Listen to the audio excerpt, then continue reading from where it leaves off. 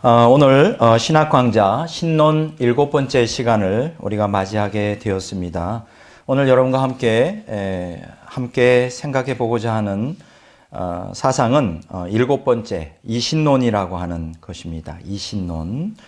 오늘 우리가 왜 이러한 우리 세계관의 여러 사상들을 우리가 배워야 하는가? 그것은 하나님의 어떤 특성이 있습니다.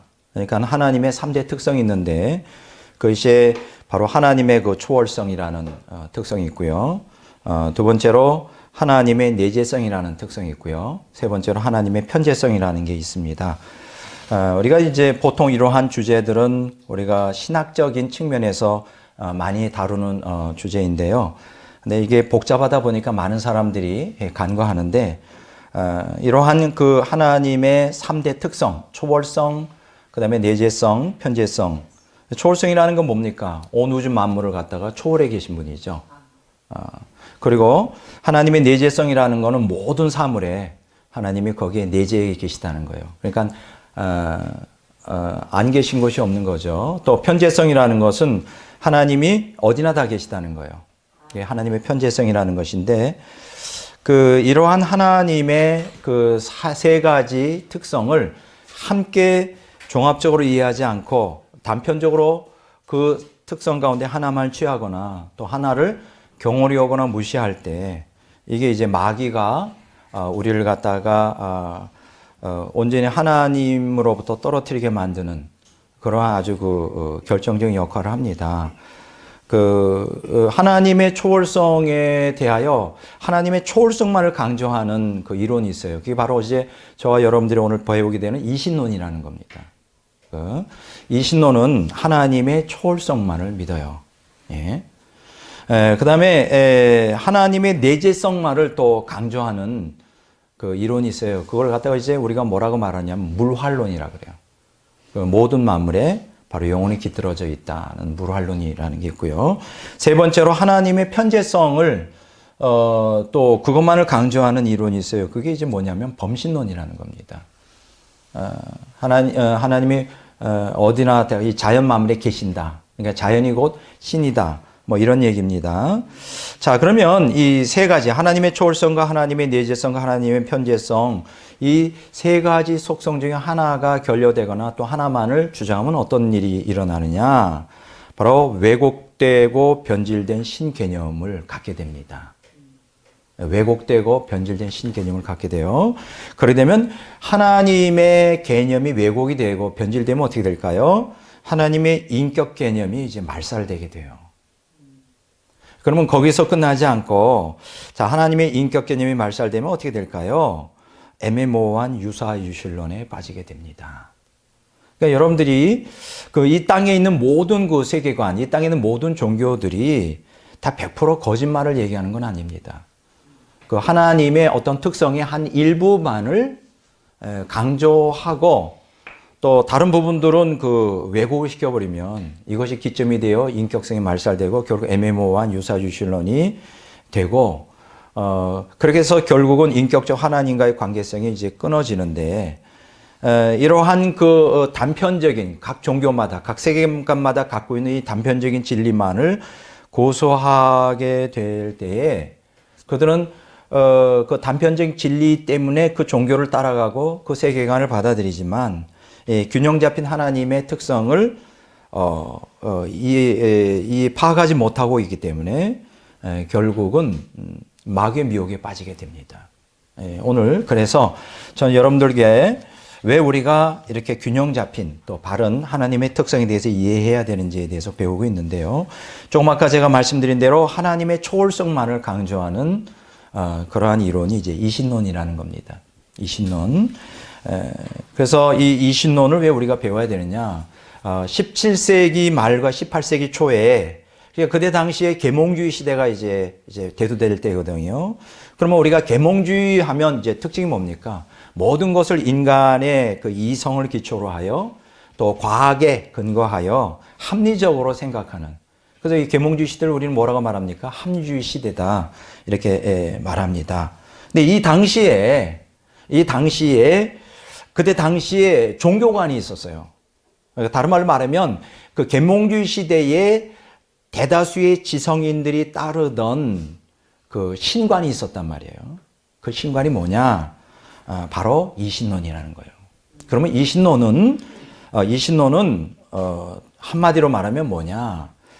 헬라적 신관에 기독교적 신관을 혼합한 거예요. 그러니까 여러분들이 그 13세기부터 시작된 14세기, 15세기 이어서 그 르네상스라는 거 들어보셨죠? 우리가 여러분들이 아마 고등교육을 받아본 사람은 르네상스라는 단어를 굉장히 많이 받았을 거예요. 이걸 이제 문예 부흥이라고 합니다. 르네상스라는 거는 이제 프랑스어인데 재탄생이라는 뜻이에요. 리버스. 무엇의 재탄생일까요? 헬라 사상의 재탄생이에요.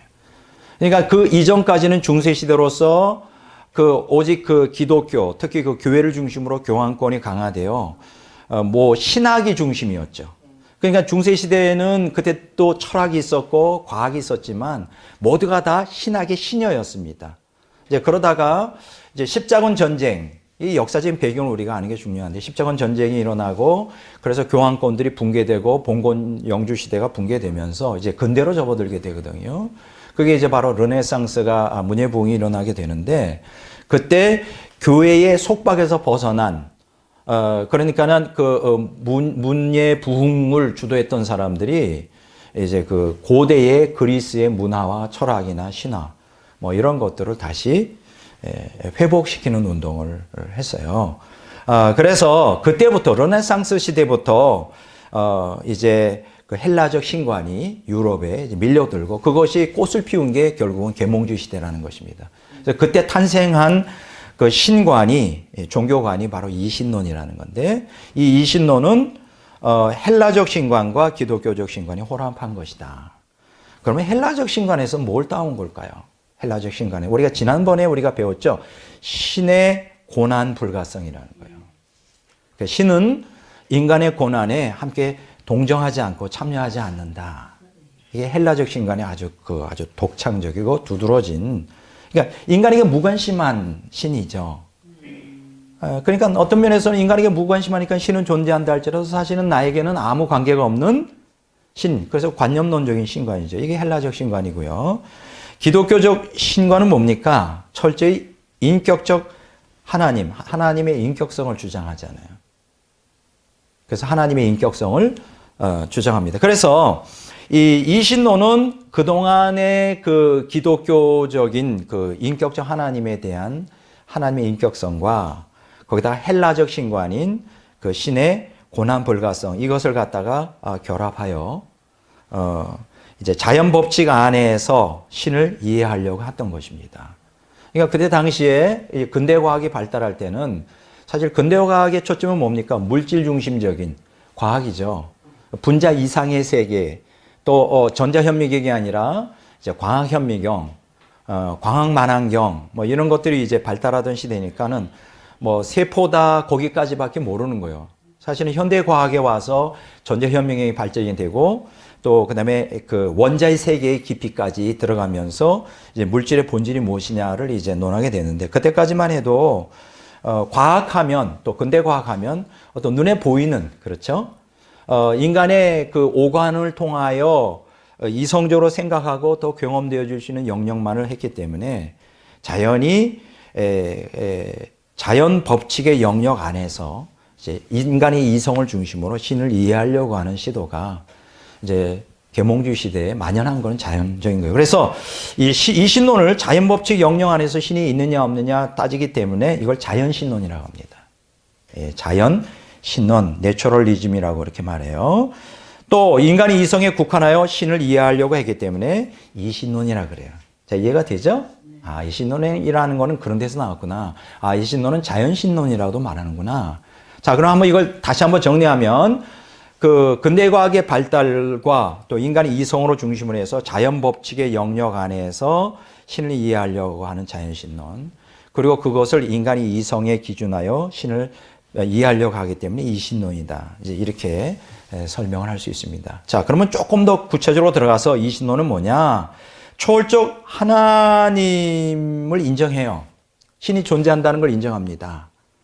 성경에 계시된 대로 신을 인정해요. 그런데 이 신이 영원한 세계에서 나와서 자연이라고 하는 질서 잡힌 세계를 창조했다는 거예요. 그거 보니까는 성경적 그 창조론하고 똑같네. 성경하고 다른 게 하나도 없죠, 여기까지는. 그런데 이제 문제는 뭐냐? 그렇게 그 신이 영원한 세계에서 나와서 자연을 이제 자연 질서를 맞게 창조하고 법칙을 만들어 놓은 다음에 관여하지 않고 영원히 떠났다는 거예요. 이게 역사가 진행되는 동안에 떠났다는 거예요. 그래서 관여하지 않는다.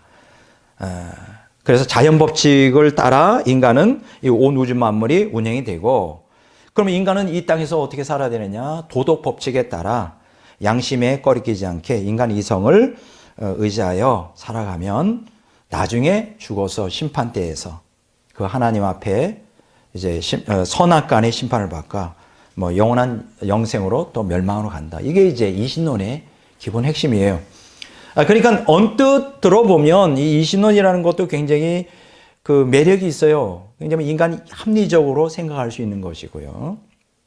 그렇게 해서 매력이 있는데 깊이 들어가면 이게 굉장히 이제 그 성경적 하나님과는 전혀 관계가 없는 거예요. 이 사람들은 이론상으로는 세계상을 창조한 창조주, 조물주, 우리 조물주라는 얘기 들어봤어요? 조물주께서. 예, 조물주께서. 이 조물주 수준이죠. 조물주라는 게 온 우주 만물을 만들어 놓은 거예요. 그러나 그분이 내 하나님은 될 수가 없는 거예요. 떠났으니까. 그래서 사실상 화석화된 신이라고 말합니다. 이신론의 신은 뭐다? 화석화된 신이다. 예, 화석화된. 그러니까 신은 신인데 아무런 우리하고 관계성이 없어요. 그냥 화석화된 신이다 이렇게 말할 수 있어요.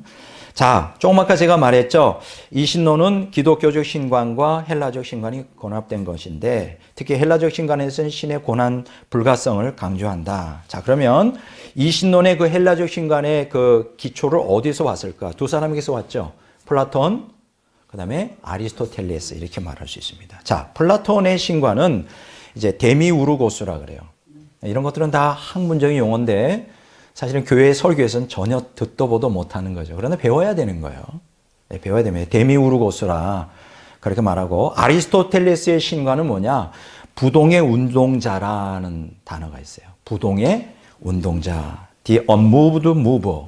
이게 무슨 뜻일까요? 부동의 운동자. 자기 스스로는 움직이지 않지만 다른 모든 만물들을 움직이게 만드는 그 원인자. 뭐 이렇게 설명할 수가 있습니다.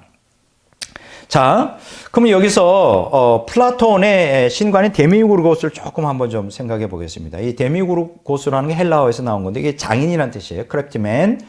그 다음에 이게 조금 더 제작자라는 개념으로 프로듀서, 그게 변질되고 이제 조금 더 발전한 게 이제 조물주, 크리에이터, 창조주죠. 이제 조물주가 되는 것입니다.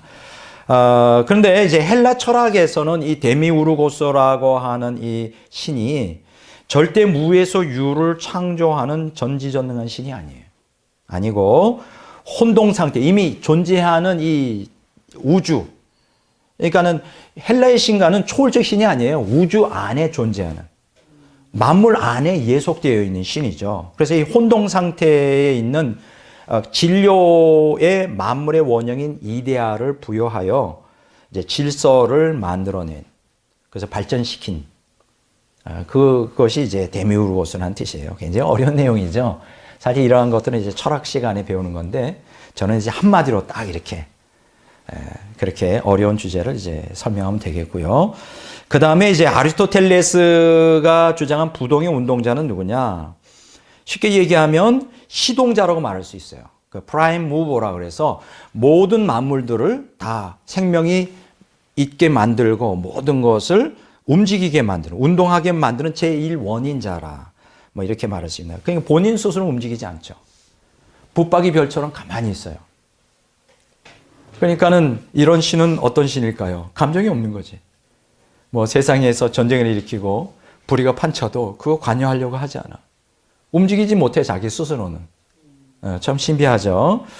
그러나 그 자체는 움직이지 않습니다. 아리스토텔레스는 부동의 운동자를 이제 그 능동적 이성. 그러니까 여기서 인텔렉트라는 이성이라는 거는 인간의 이성을 얘기하지만 사실 이성이라는 게 신적인 존재죠, 사실은. 여러분들이 기억하셔야 될 것은 우리가 이성이라는 단어 많이 쓰잖아요. 합리주의에서 또 계몽주의에서 그 헬라 철학에서 이성이라는 단어가 굉장히 중요하거든요. 이 이성이라는 것은 사실 아리스토텔레스에 의해서 창조된 단어예요. 뭐 이런 우리가 철학서에 보면 그래서 아리스토텔레스에 의하면 그 제우스 신이 있었어요. 그 그리스 신인 중에 가장 그 우두머리 신이 제우스거든요. 혹은 그 아폴론 신이라고도 하는데 이들은 다 눈에 보이는 유형적 신이에요. 그래서 여러분들 그 그리스의 그 신들 동상을 보면 다 대리석으로 깎아 이렇게 만들었잖아요. 그게 다 신이란 말이에요. 이렇게 유형적 헬라의 신을 갖다가 그 무형적 신 개념으로 발전시킨 사람이 아리스토텔레스입니다. 어떤 면에서는 굉장히 큰 공헌을 한 거죠. 눈에 보이는 우상을 갖다가 어떤 그 보이지 않는 어떤 그 신, 그 부동의 운동자라고 하는 무형의 신 개념으로 바꿨어요. 근데 여러분 아이러니한 게 있죠. 중세 르네상스 시대부터 들어오면서 그러니까 원래 그 플라톤도 그렇고 데미우르고스라는 거, 또 아리스토텔레스도 어떤 그 보이는 신보다는 보이지 않는 신. 그러니까 어떤 면에서는 이 플라톤과 아리스토텔레스는 그때 당시에는 대단히 파격적인 사람이었어요. 안 그렇겠습니까? 그때는 수많은 신들을 섬길 때거든요. 인간을 닮은 인간의 성향을 갖고 있는 수많은 신들을 섬길 때인데 플라톤이 딱 나타나서 데미우르고스, 또 아리스토텔레스 부동의 운동자, 눈에 보이지 않는. 그건 되게 우리 어떤 측면에서는 그래서 우리 초기 기독교 교우보들은 아리스토텔레스나 플라톤을 우리 그 기독교의 선구자다, 뭐 이렇게 말할 정도로 대단한 분들이죠. 근데 아이러니한 게 있어요. 르네상스에 들어오면서 그때 당시에 천재적인 예술가들이 나오기 시작하죠. 뭐 라파엘로 기억나는 사람이 있습니까? 미켈란젤로, 뭐 그 외에도 여러 이탈리아에, 그게 사실 이탈리아가 그 르네상스의 본산이거든요. 그 이탈리아에 뭐가 또 있습니까? 우리 로마 교황청도 있고. 그리고 여러분들 혹시 로마를 방문할 경우가 있으면 정말 그때 당시에 정말 위대한 작품들이 많이 이제 창조가 되었는데, 이때 당시에 유명한 위대한 천재 예술가들, 특히 조각가들, 화가들이 있었어요. 뭐 다 아시죠? 이때 충격적인 건 뭐냐? 성경의 하나님은 유형적 하나님입니까? 무형적 하나님인가요? 무형적이죠. 눈에 안 보이죠. 그래서 성경에 뭐라고 그랬어요? 형상을 하나님의 형상을 만들지 말라고 그랬어요. 그런데요, 가슴 아픈 일이 있죠. 그때 당시 르네상스의 시대의 그 천재적 예술가들이 그림을 그리면서 또 조각을 하면서 무형의 하나님을 유형의 하나님으로 만들어 버렸어요. 여러분 그 천지창조에 나오는 그 아담을 창조했던 그 신, 그림이 있죠. 그 신은 누굴까요? 성경에 계시던 하나님일까요? 아니에요. 제우스 신이에요. 제우스 신. 충격이죠. 그러니까 오히려 플라톤이나 아리스토텔레스는 보이는 신을 갖다 보이지 않는 신의 개념으로 발전시켰는데, 오히려 거꾸로 르네상스 시대의 그 기독교 예술가들은 보이지 않는 하나님을 보이는 제우스 신으로 다 그렇게 다 그 신화적인 요소들, 여러분 그래서 이러한 예술이나 이런 것들을 좀 깊이 연구해 보면 신화적인 요소들이 상당히 많아요. 그리스 신에 나오는 것들을 기독교화해서 그린 것들이 상당히 많이 있어요. 이건 굉장히 불행한 사건입니다. 그 얘기는 뭐예요? 그때 당시 르네상스 시대의 예술가, 조각가, 그림가들이 다 누구의 영향을 받았다? 헬라의 그 우상 숭배의 그 신화적인 영향을. 왜냐면 그때 그 신화에 대한 이야기들이 굉장히 그때 당시 르네상스 시대에 많이 출판이 되었었으니까요. 이해가 되죠? 이게 굉장히 참 불행한 일입니다. 자, 지금 제가 이렇게 지금 플라톤과 아리스토텔레스, 데미우르고스와 부동의 운동자. 그러면 자, 이 플라톤이나 아리스토텔레스는 유형의 하나님 신을 갖다 무형의 신으로 했다 그러는데, 그럼에도 불구하고 거기에는 뭐가 없을까? 인격성이 없어요. 붙박이 별처럼 그냥 초월적 존재 개념만 있는 거예요. 그러다 보니까 그 신들은 어떤 신일까요? 예배의 대상이 아닌 관념론적 원리, 비인격적 힘과 다를 바가 없는 것입니다. 지금 다 제가 이런 얘기하는 게 그냥 주관적인 얘기 아니에요. 다 여기 보면 제가 각주가 다 했거든요. 원어의 원서로 된 책들 다 여기 각주를 해서 제가 이제 이 짧은 시간에 여러분들과 함께 철학사와 신학과 이런 모든 걸 종합해서 여러분들과 함께 좀 공부를 좀 하는 것입니다. 예. 그러니까 다시 말하지만 플라톤과 아리스토텔레스는 기여한 게 많아요. 유형의 신을 무형의 신으로 변형시킨 건 참 대단한 일이지만 그들에게 또 문제가 되는 게 뭐냐? 그 신들이 관념론적 원리에 불과하다. 이 비인격적인 힘이다는 거예요. 그러니까는 그 신들은 뭐예요? 신의 고난 불가성을 가지고 인격성이 없어요.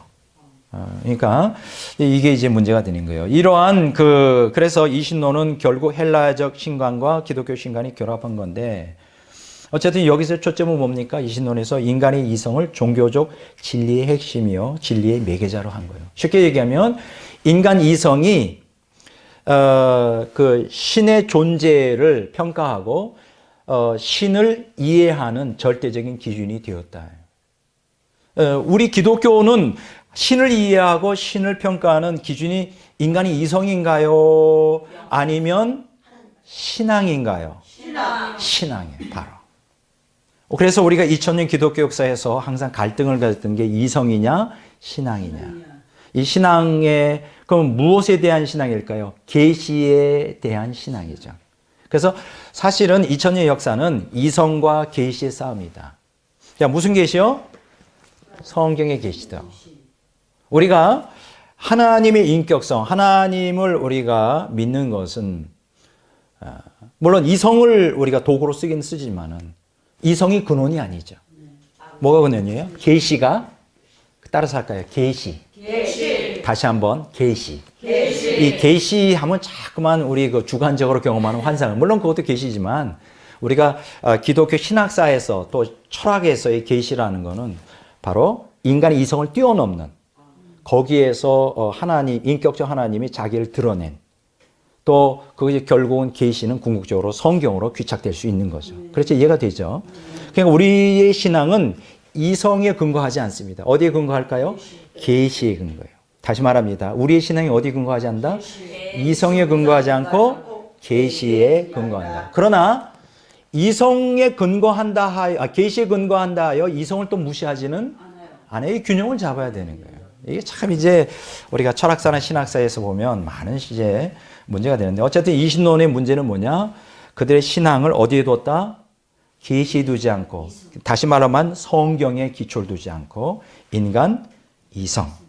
그 이성도 근대과학에 근거한 이성이에요. 그러면 그때 근대과학은 그때 뭐였죠? 보는 것이 믿는 것이다. 보이지 않는 건 존재하지 않는 거예요. 그렇죠? 존재하지 않으니까 인간 이성은 거기에 제한될 수밖에 없어요. 보이는 거. 그러면 예를 들어서 이런 거 있죠. 성경에 보면 많은 기적들이 있습니다. 또 하나님의 섭리가 있어요. 고난 가운데 섭리. 그 예수님의 속죄에 있어요. 이거 다 부인합니다. 왜냐하면 인간 이성으로 이해가 안 되는 거예요. 그 인간 이성으로 이해 안 되는 것은 다 부인해요. 그러니까 여러분 이신론이라는 건 철저히 근대과학에 근거하여 인간의 이성을 기초로 그걸 진리의 기준으로 삼는데 그게 말이 안 되는 거죠 사실. 인간 이성이라는 게 그때 근대과학에 근거해서 보이는 것만을 진리라고 말하는 거. 현대과학에 와서는 사실 이건 말도 안 되는 사실은 보이는 것보다는 보이지 않는 게 너무나 많죠. 우리 배웠잖아요. 지금 현대 물리학에서는 우리가 그 우주 물리학이든 무슨 물리학이든 할 때 보이는 우리 눈에 보이는 게 4%밖에 안 돼요.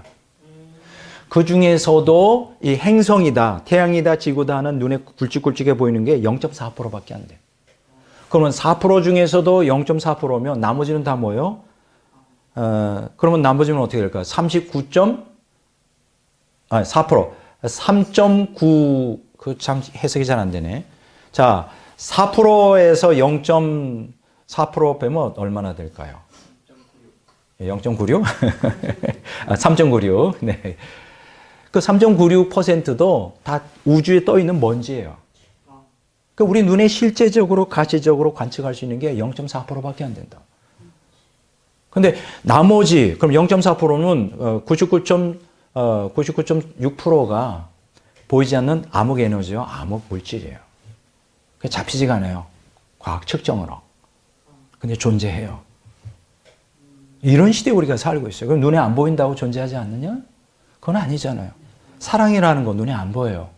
존재하지 않습니까? 아니, 있잖아요. 그러니까 이게 인간 이성이라는 게 특히 그때 당시에 군대 과학이라고 하는 테두리에 얽혀서 인간 자신도 사실은 자연 만물도 평가할 수 없는 수준 주제에 신을 평가해요? 이게 참.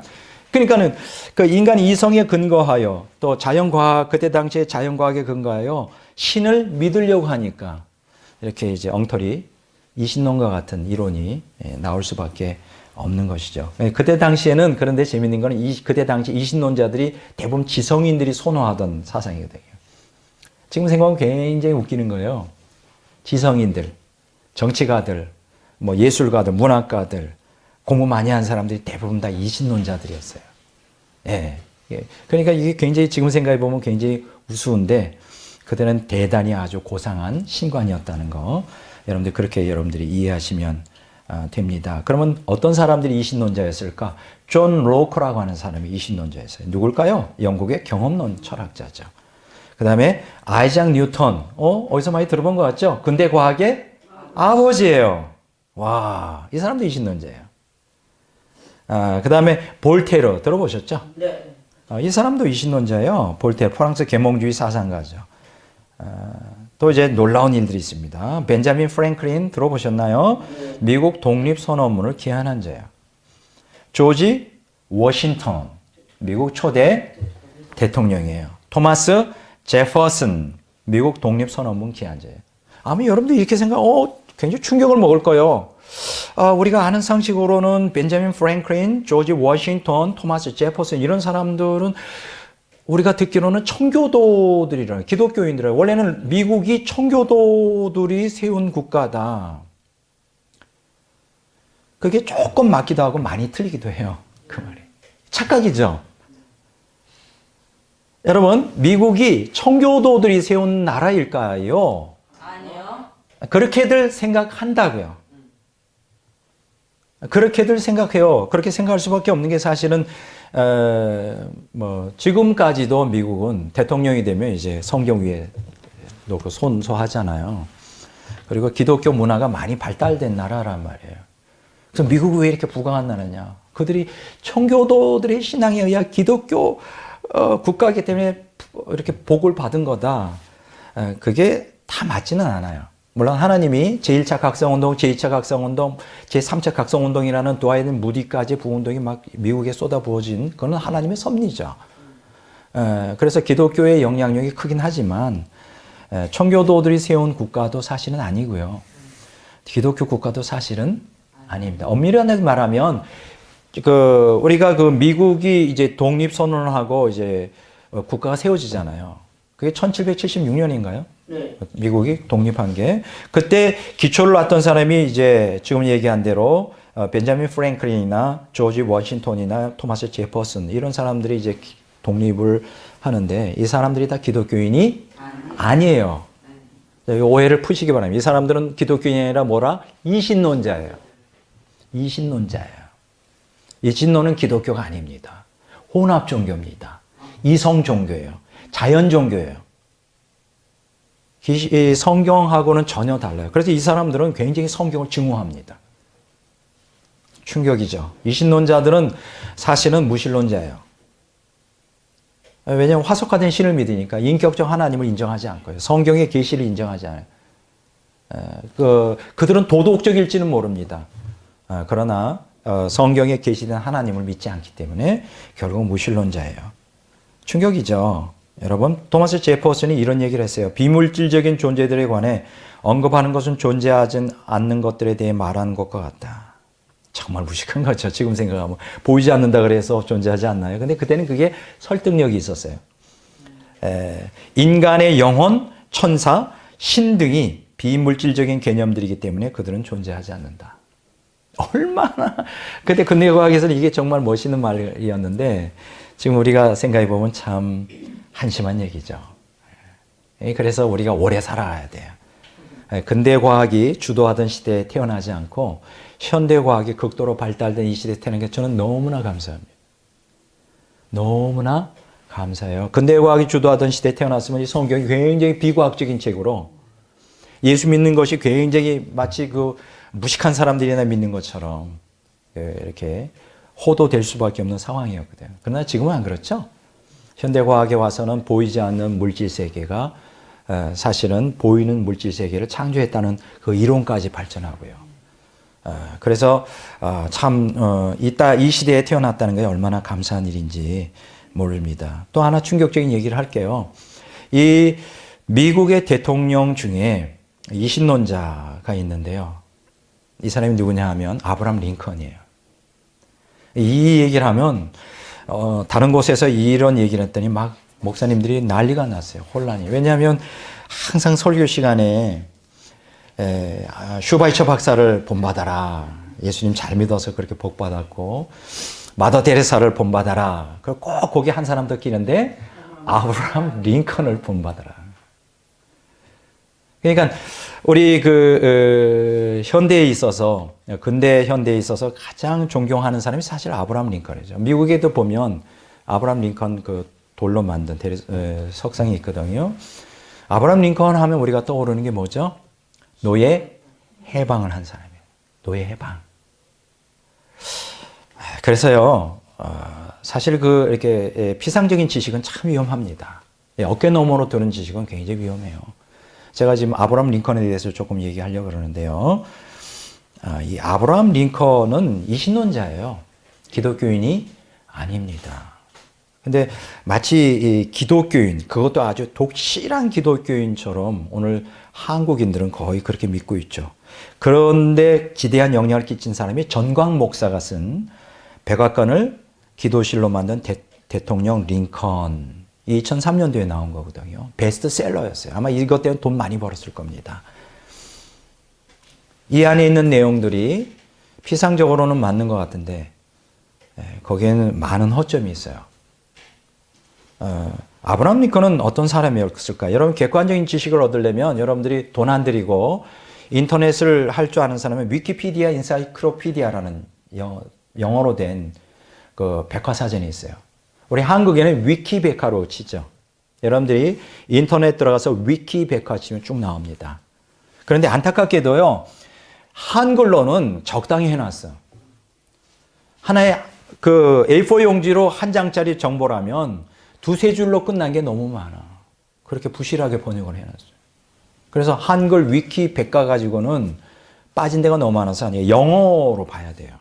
그래서 위키피디아 인사이클로피디아에 보면 이런 항목이 있습니다. Religious Affiliations of the United States President. 그러니까 이걸 번역하면 미국 대통령의 종교관이라고 하는 항목이 있어요.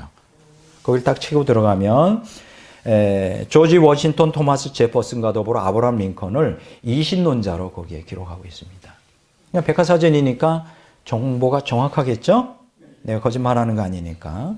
링컨은 자기 부인과 함께 종종 교회 예배에 참석한 것은 사실입니다. 종종 예배에 참석했어요. 그리고 성경을 자주 읽었습니다.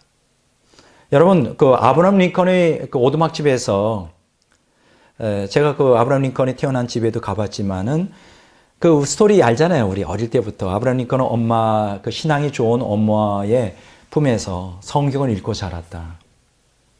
그래서 이 링컨은 굉장히 성경에 근거한 철저한 기독교인이었다. 이렇게 이제 우리 알잖아요. 그러면 링컨이 왜 성경을 읽었을까? 물론 그 링컨의 엄마는 굉장히 독실한 기독교인이면 틀림없습니다. 그런데 그때 당시에 읽을 책이 없었어요. 링컨이 어릴 때 읽을 수 있는 거는 너댓 권의 책밖에 없었어요. 그 중에 한 권이 성경이었어요. 그래서 어릴 때는 엄마의 신앙을 따라 열심히 믿어보려고 했지만 나이가 들면서 그런 기독교 신앙을 다 버려버립니다. 궁극적으로 그 어린 10살밖에 안 되는 어린 딸이 있었어요. 그 딸이 죽을 병이 걸렸는데 링컨이 하나님께 기도했겠죠. 죽어버리고 말았어. 그때는 더 불가지론적인 신앙이 완전히 무신론으로 전락하고 맙니다. 이런 예들은 굉장히 많아요. 여러분 우리 찰스 다윈이 있잖아요. 다윈도 사실은 불가지론자입니다. 엄밀한 의미에서는 무신론자는 아니에요. 처음에는 기독교 신앙을 가졌다가 이제 나이가 들면서 점점 이제 계몽주의적인 이신론적인 신앙으로 갔다가 그때도 그 찰스 다윈에게 어린 딸이 있었어요. 근데 죽을 병이 들었어요. 그래서 하나님께 매달렸겠죠. 살려달라고. 근데 하나님은 냉정하게도 그 기도를 듣지 않으셨습니다. 죽었어요. 그래서 결국은 찰스 다윈은 100% 무신론자는 아니지만은 불가지론자로 인생을 끝내고 맙니다. 자, 이렇게 이런 우리가 역사적인 배경을 봐야 되는데요. 링컨은 예수 그리스도를 주님으로 믿지 않았을 뿐 아니라 성경을 하나님의 말씀으로 받아들이지 않았고요. 성경에 계시는 하나님을 거부하고 예수 그리스도를 통한 구원을 조롱했습니다. 이런 얘기도 합니다. 링컨의 어록에 보면 교회를 짓는 것보다 차라리 거기다가 교회를 다 철거해버리고 도서관을 지어라. 이런 얘기도 했어요. 처음 들어보는 얘기도 많죠. 제임스 A. 허트라고 하는 사람이 쓴 불신앙의 2000년이라는 책이 있어요. 2000 Years of Disbelief라고 하는 책에 보면 링컨의 기독교에 대한 적대 감정이 거기에 125쪽에서 127쪽에 걸쳐 상세하게 기록되어 있어요. 적대 감정. 야, 충격이죠. 그래서 링컨은 기독교인이 아니었습니다. 이신론자였어요. 이신론이 뭐예요? 그냥 조물주 관념적으로 신개념을 그냥 믿는 그 기독교인이 아니죠. 자, 오늘날 아브라함 링컨은 독실한 기독교인으로서의 노예를 해방시킨 위인처럼 신화화되어 무사람들의 추앙을 받고 있습니다. 근데 사실은 링컨의 노예 해방 동기는 신앙적 결단이 아니었어요. 그건 다 아는 사람 다 알아요. 이건 정치적 결단이었어요. 링컨은 이런 얘기 하죠. 사실 노예를 사랑해서 해방시킨 게 아니라는 거예요. 남과 북으로 갈라서 전쟁을 했잖아요. 남군과 북군으로. 이제 아브라함 링컨은 북군에 속해 있었잖아요. 여러분들이 기억하셔야 될 건 미국 역사에 남쪽은 농장이 많았고요. 북쪽은 공업지대였어요. 그럼 어디에 노예가 더 많이 필요하겠습니까? 남쪽이죠, 당연히. 남쪽이에요. 공장지대는 노예가 그렇게 많이 필요 없었어요. 그러니까 이제 이런 산업 구조 때문에 남쪽에서는 노예를 해방하지 않으려고 그러고 북쪽에서는. 근데 사실은 노예 문제 때문에 전쟁이 일어난 거 아니거든요. 거기에는 굉장히 역사적인 얽히고 있는데 이제 전쟁이 이제 남쪽과 북쪽이 싸우는데 북쪽이 불리하게 됐어요. 그럼 어떻게 돼야 됩니까? 불리하게 됐어요. 질 수밖에 없는 상황이었어요. 북군이. 그랬을 때 노예 해방을 선포하죠. 그럼 어떻게 될까요? 남쪽에 있는 노예들이 폭동을 일으키겠죠. 그래서 북쪽이 이긴 거예요. 아브라함 링컨은 이런 얘기를 합니다. 만약 이렇게 잘못하면 우리 대한민국처럼 남북한으로 갈릴 뻔했어요, 미국이. 그래서 자기가 이렇게 분단이만 안 된다면 난 노예 해방 나 이런 거 다 포기하겠다. 이렇게 말한 적도 있어요. 그러니까 이 아브라함 링컨의 노예 해방은 정치적인 것이었지 신앙적인 결단은 아니었다. 그렇게 오해하면 안 돼요. 이게 잠깐 이런 얘기하면 잠깐 환상이 깨지는데 현실은 그렇습니다. 백악관을 기도실로 만든 대통령 링컨 좀 아까 얘기했죠. 이거는 역사적 사실이 어떻게 왜곡될 수 있는가. 한 인간이 영웅으로 신화적 인물이 될 수 있는 걸 잘 보여주는 극단적인 표현이에요. 이건 참 정강 목사님 이러면 안 되는데 이렇게 아주 왜곡을 시켜버렸어요. 사실은 아브라함 링컨을 위대한 신앙인으로 만든 사람은 이후 시대에 2명의 목사가 그렇게 만들었어요.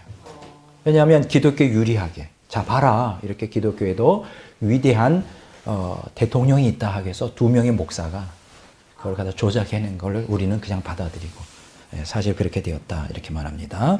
그러면 링컨은 왜 정치적 연설문이나 이제 공적 문서들에 이제 자기가 신앙인이라는 걸 자꾸 어필한 걸 정강 목사가 그걸 카피한 거거든요. 그럼 왜 미국 대통령이 왜 그랬을까? 정치적 연설문이나 공적 문서들. 우리가 대통령이 어떤 연설을 한다고 해서 뭐 하나님을 논하거나 그러진 않잖아요. 근데 미국에서는 그렇게 해야만 되는 관례가 있었던 거예요. 왜냐하면, 이때 당시에 정치가들, 그러니까 아브라함 링컨 당시 정치가들이 내가 무신론자요 라든가 이렇게 말하면 그냥 정치 생명이 끝났어요. 왜냐하면 그때 당시에 국민들의 정서가 다 기독교적인 정신이었거든요. 그 이유가 뭐냐면, 이때 당시에 조나단 에드워즈에 의한 제2차 각성 운동이 남북전쟁 70여 년 전에 일어났었고요. 그러니까 그 영적인 그 흐름이 있잖아요. 그리고 3차 대각성이라고 일컬어지는 무디의 복음전도 운동이 남북전쟁과 동시대에 일어났어요. 그러니까 이때 당시에 신앙이 깊든 안 깊든 다 기독교적인 국민들의 마인드가 있었기 때문에 정치가가 나서 나 무신론자요. 나 예수 정말 안 믿어. 곧바로 거기서 그냥 끝나는 거예요. 그러니까는 마음으로는 믿지 않더라도 예, 믿는 척 해야죠. 신의 가호가 있기를 바랍니다. 뭐 이런 하나님께서 우리가 하나님께 기도합시다. 뭐 이런 가든가. 왜냐면 그것이 그때 당시의 정서였으니까 이해가 되죠.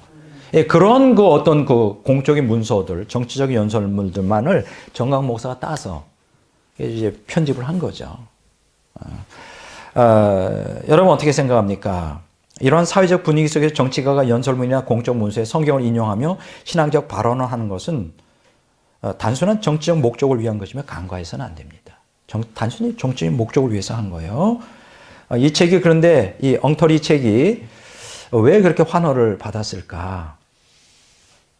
오늘 기독교인들 안에 뭐가 있어요? 기복적 샤머니즘이 있어요.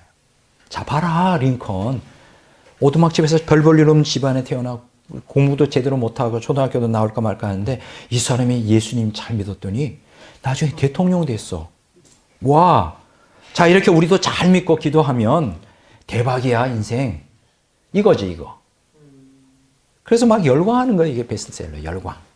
와, 우리도 그렇게 한번 해보자. 예. 쉽게 얘기하면 신앙적 로또죠, 로또. 오늘 많은 기독교인들 안에는 뭐를 갖고 있어요? 신앙적 로또를 예수 잘 믿어서 한번 출세해보고자 하는. 그래서 자꾸만 슈바이처 박사도 얘기하고 신화화하는 거예요. 아브라함 링컨도 얘기하고 자꾸만 이런 그 근거 없는 얘기들을 해서 사실은 오늘 기독교인들을 붕 뜨는 미혹시키는 그러한 그 신앙의 행태가 있습니다. 이해가 되죠? 자, 그래서 지금 이제 이신론에 대해서 그렇게 지금 제가 말씀을 드렸고, 이제 오늘 이제 우리가 지금 이신론 씨는 거의 그 무신론이라고 그랬죠. 화석화된 신간인데 우리가 참 기독교인들이 조심해야 될 게 있어요. 저명 인사나 이런 사람들이 그 하나님 얘기만 해도 그냥 깜빡 죽어. 참 그거는 참 위험하다고 생각해요. 주로 이제 교회에서 어떤 사람들을 간증을 시킵니까? 연예인들이 뭐 예수 믿는다 하면 그냥 데려다가 무조건 시켜. 그건 나는 굉장히 무모한 짓이라고 생각해요. 그 사람들이 신앙이 진짜인지 가짜인지 교회만 다니면 또 깡패 두목이 뭐 뭔가 세례 받았으면 막 간증을 시켜. 그거 아니거든요. 그 사람들 지켜봐야 돼요. 물론 그 사람들은 전략적으로 하나님을 얘기할 수도 있고요. 아니면 한번 불 받아서 은혜를 받을 수도 있습니다. 그러나 문제는 뭐냐면 그 사람들을 지속적으로 지켜보면서 열매를 맺느냐 안 맺느냐를 봐야지 그냥 교회를 다닌다 그래서 나는 하나님 믿어요라고 그래서 그러면 성경에 계시는 하나님을 진짜 만나고 인격적인 관계를 갖는 건 더 별개의 문제란 말이에요. 참 조심해야 됩니다. 무조건 하나님 얘기하면 우리 편인 줄 알아요. 그거 아닙니다. 스티븐 호킹이 이런 얘기 한 적이 있었죠. 스티븐 호킹이 이제 이 우주의 근본 원리를 이제 그동안 아인슈타인도 공부를 하고 했는데 결국은 밝혀내지 못했거든요. 네 가지 힘이 어떻게 하나의 힘으로 작용하는가. 이런 것들을 밝혀내면 우리는 하나님의 마음을 이해하게 될 것이다. 뭐 이런 표현을 했거든요. 그러니까 막 기독교 기자들이 야, 봐, 하나님 얘기했어. 저 사람 기독교인이야. 나중에 밝혔지. 나는 무신론자요. 스티븐 호킹이. 아인슈타인도 똑같은 얘기예요. 아인슈타인도 하나님 얘기를 한단 말이에요. 와, 그 사람이 기독교인이다. 근데 나중에 나는 하나님 안 믿어요. 뭐 이렇게 나온단 말이에요. 여기서 우리가 조심해야 될 것은 우리 주변에서 하나님을 믿지 않지만 강연이나 대화 중에 인간의 이성적 이해를 뛰어넘는 초월적 개념을 설명할 때는 신 혹은 조물주라는 용어를 종종 씁니다. 철학자들이 그렇게 해요. 왜냐하면 철학에서는 신 개념을 상정하지 않으면 설명이 안 되는 이론들이 너무 많아요. 근데 그 철학자들이 신을 논한다 그래서 다 그들이 유신론자일까? 아니라고 하는 거예요. 거기 속아 넘어가면 안 됩니다. 신을 운운한다고 모두 다 유신론자일까? 아닙니다. 여러분 하나의 예를 들어보겠어요. 사르트르 알죠? 실존주의 철학자 사르트르. 이 사람은 자기의 그 책 1964년에 The Words라고 하는 말이라고 하는 주제로 책을 써냈어요. 그 책에서 신이라는 단어를 몇 번이나 언급하고 있는지 아십니까?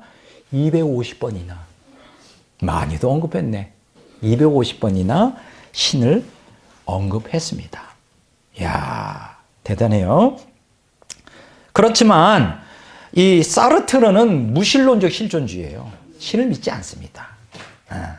그가 언급한 것은 인격적 창조주 하나님이 아니라 관념론적 아까 제가 얘기했죠. 이신론.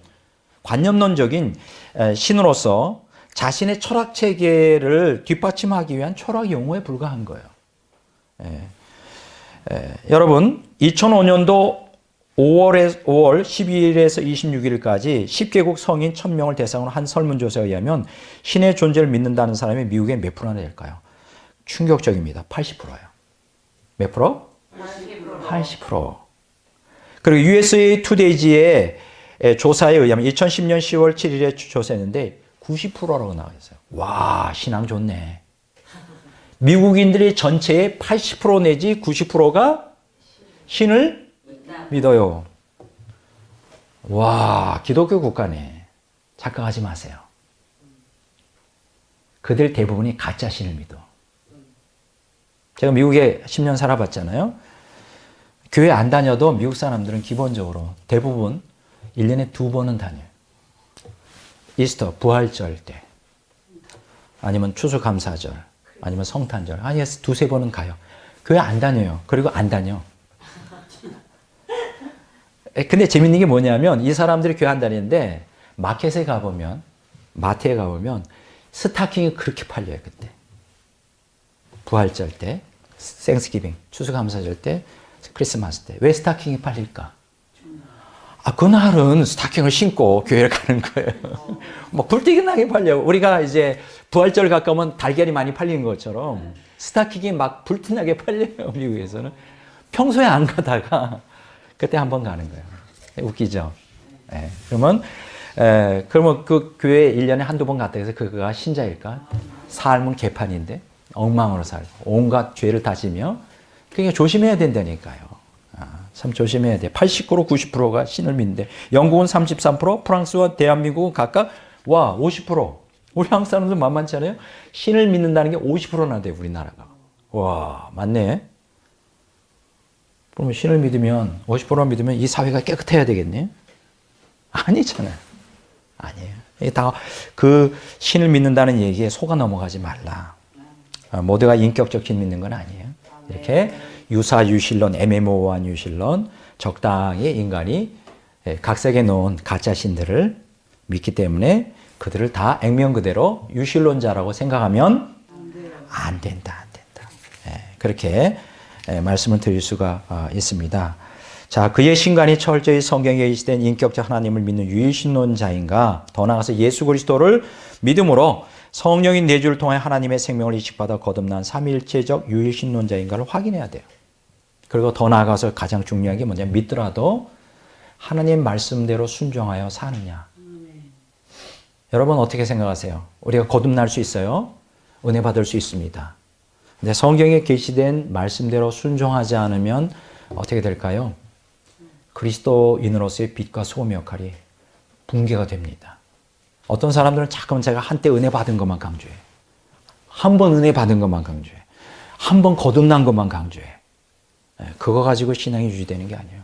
우리가 끊임없이 자기의 옛사람과 투쟁하며 성경에 게시된 대로 하려는 대로 하지 않고 자기 욕망을 따라가면 한 번 은혜 받고 한 번 거듭난 그 경험들이 사그러들어요. 없어져. 무신론자하고 다를 게 하나도 없어요. 오늘 많은 기독교인들이 그렇게 살아가. 이거는 아니에요. 지금 중요한 것은 여러분들이 진짜 유신론자입니까? 인격적 하나님 믿습니까? 그러면 지금 말씀에 순종하며 자기를 쳐서 복종시키면서 날마다 주님과 동행하기 위하여 자기 안에 있는 온갖 더러운, 그렇죠? 탐욕과 온갖 더러운 정욕들을 날마다 십자가에 내어주어 못 박으면서 좁은 길로 가야 돼요. 여러분들이 신앙을 유지하는 유일한 방법이 하나 있어요. 뭔지 아세요? 예수님이 가신 그 십자가의 고난의 길을 가는 거예요. 그것만이 우리의 신앙을 경건하게 유지할 수 있는 방법이에요. 근데 참 신기하게도 십자가는 예수님이 지신 것으로 끝났지 우리가 예수님을 따르기 위하여 예수님처럼 그 십자가의 고난의 길을 지금도 가야 된다고 가르치는 목사가 없어. 그건 필요 없다고 생각해요. 이미 속죄는 완성되었기 때문에 그딴 거 필요 없다고 생각하는데 성경은 그렇게 가르치고 있지 않아요. 여러분들이 예수님이 가시는 십자가의 고난의 길을 왜 고난을 받을까요? 진리를 따라가려고 하니까. 따라가지 못하도록 방해하는 세상과 내 안에 있는 옛사람의 욕망이 가만두지 않잖아요. 끊임없이 투쟁해야 돼요. 그렇지 않으면 여러분이 온전히 하나님과의 인격적 관계를 유지하는 게 불가능합니다. 세상은 그렇게 호롤하지가 않아요. 세상은 끊임없이 여러분을 유혹하고요. 넘어뜨리려고. 순식간입니다. 순식간에 여러분들은 그 세상의 영에 넘어갈 수밖에 없어요. 넘어가지 않으려면 한 가지밖에 없어요. 좁은 길로 가야 돼요. 십자가의 고난의 길. 근데 가려고 하지 않아. 왜냐면 고통스러우니까. 안 갈라 그래. 그래서 구원받는 사람이 극히 드문 거예요. 구원받는 사람이 극히 드물다고. 예수님 믿고도 구원받지 못하는 사람들이 많지 않아요. 이게 참 비극입니다. 슬픈 거예요. 저는 오늘 이 말씀을 여기서 정리하려고 합니다. 오늘은 이제 한 가지 주제, 이신론에 대하여 우리가 공부를 했습니다. 르네상스 시대부터 시작해서 17, 18세기 계몽주의 이성이 중심이 되고 근대 과학에 기초하여 하나님을 믿는 신앙이 이제 그들 나름대로 정립이 됐는데 그게 이신론이다. 그래서 이성을 중심으로 하기 때문에 이신론이고 또 자연 안에 하나님이 자연 안에서 눈에 보이는 것 안에서 신을 이해하려고 하기 때문에 자연신론이다. 그러나 이 이신론은 두 가지라 그랬죠. 헬라의 신관, 신의 고난 불가성과 기독교적 신관 하나님의 인격성을 혼합한 것인데 그래서 창조주 하나님은 인정하지만 그분은 우리를 떠났다. 그러면 우리는 도덕성을 가지고 이 땅에서 이성을 활용하여 우리가 열심히 바르게 살면 나중에 심판대 앞에서 우리가 구원받을 것이다. 이게 이신론이에요. 그러나 결국은 그들은 지금도 이 우주 만물을 역사하시고 주관하시고 주관자하시는 섭리하시는 하나님을 믿지 않고 기적을 믿지 않아요. 기적을 믿지 않고 근대과학에 근거하여 보이는 것만 가지고 믿어요. 그래서 결국은 성경적 하나님에게서 이제 결국은 이탈하고 만 것이죠. 그래서 이것을 우리는 뭐라고 말하냐? 화석화된 신관이다. 오늘 그런 사람들이 얼마나 많은지 몰라요. 그렇죠? 조물주께서 저 사람이 이신론자구나. 그렇게 생각하면 돼요. 조물주께서. 신 얘기 많이 해요. 고상한 학자들이 신에 대해서 많이 얘기합니다. 근데 자세히 들어보면 그 엉터리 신이요. 인격적 하나님이 아니야. 자, 인격적 하나님 믿다면 어떻게 될까요? 뭘 보고 할 수 있죠? 철저히 성경에 계시는 하나님의 말씀에 어떻게 할까? 순종하죠. 하나님을 두려워하겠지. 인격적 하나님 믿다. 두려워하지 않아.